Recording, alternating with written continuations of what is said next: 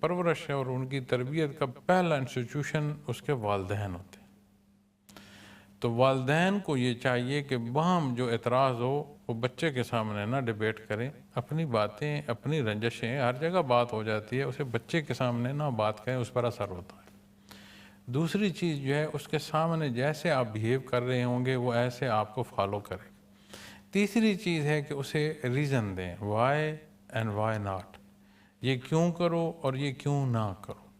اور اس تمام میں جو بہترین چیز ہے وہ یہ ہے کہ اسے نبی کریم صلی اللہ علیہ وسلم سے اس درجے کی واقفیت دو کہ اسے معلوم ہو کہ اس کی نسبت کیا ہے آپ کے ساتھ۔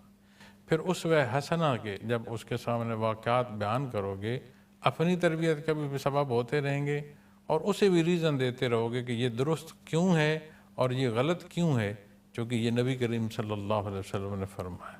اور جس طرح لا آف لینڈ کا خیال رکھنا ہے آزادی کی ہوتے ہوئے، اسی طرح ہم نے جو اللہ کا حکم ہے اس کا خیال رکھنا ہے، اس میں ہماری آزادی ہے۔